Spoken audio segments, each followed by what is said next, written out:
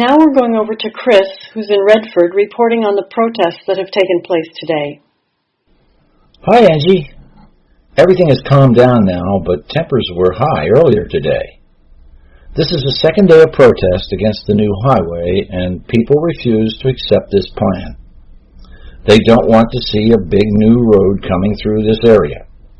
Tell me about Redford, Chris. What sort of area is it? Redford is a small farming community, about 3,000 or 4,000 people. They enjoy living in a quiet rural area, and they don't want big trucks and buses rolling through town. Were there any arrests today? I spoke to the Redford Police Department, and they said there were no arrests, but some people were told to move on and warned that they would be arrested if they didn't. I talked to some of the protesters earlier this afternoon. Why are you here, ma'am? I will not let my son grow up in a parking lot. I moved here with my husband 5 years ago to escape the noise and pollution. I don't want it coming out here in Redford. What do you say to the local businesses who think this road is so necessary? They say it will help Redford, connect it to the world again. They said that about the railroad, and they closed it 20 years ago. If they want Redford to be well connected again, then open the railroad. That would cost a third of what they're going to spend on this new highway and won't cause any of the pollution. I remember hearing they were going to close the railroad, and I thought it was crazy.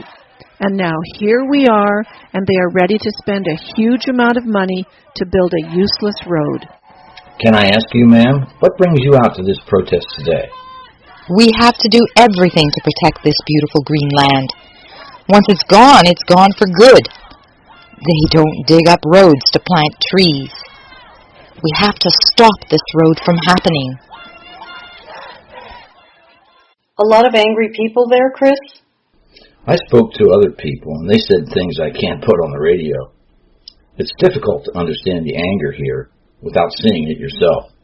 I understand that construction is due to begin very soon. The protesters are determined to stop that. This will be in the courts tomorrow as a legal challenge to construction of the highway.